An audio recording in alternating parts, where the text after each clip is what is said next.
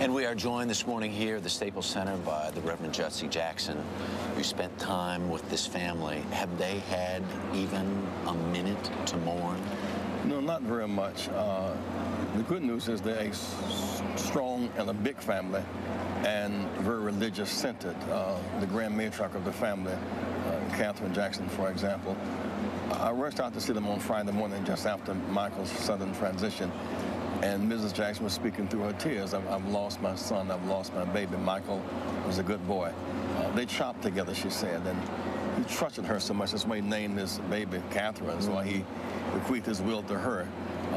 But while focusing on the sadness of it all, the joy was the global response to his music when the king had retained his crown. There was a certain joy, almost redemptive.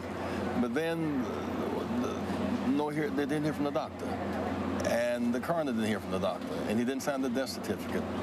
Then his car was impounded. He shows up with a lawyer, and so then what was the inquiry becomes an investigation. So that dimension, it took them far afield. And the police are knocking on the door with a search warrant. Knock on doors, and then, as I said, inquiry becomes investigation. Then his custody of his children, his mega business empire. And all that just kept expanding. What does the family want to get out of today?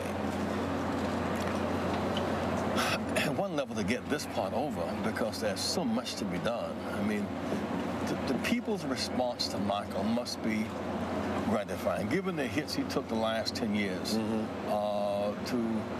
To see Michael appreciate it, and the Jacksons appreciate it. Let's not forget, we focus there on the glamour of Hollywood, but this starts in Gary and Anna.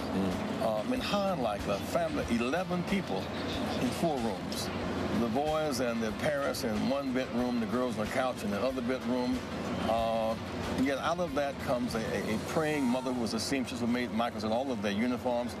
A father who was a welder and a crane operator, teaching music and dance by night. Out of that tight family comes the #1 musical family in the whole world. So somehow Gary must be kept in perspective, because out of that came a structure and family values.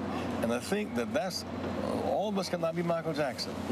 But what happened in that household is worthy to be praised. And people who came from places similar to that attach their emotions to his ascendancy. Well, that little white house on the side of the road on Jackson Street may be connected to the big white house on the side of the street in Pennsylvania, happened in New York, in Washington, because somehow the impact of Michael having such global impact of unifying people, inspiring people, and so I think there is sadness today, but there's a certain joy over his impact, cultural impact upon the world. Very, very quickly, anything that you saw in your entire encounters with Michael Jackson that would leave you to believe there was credence in any of the sordid allegations against him? No, I mean, we spent tough times together, like during the Neverland crisis. I spent a lot of time with him then.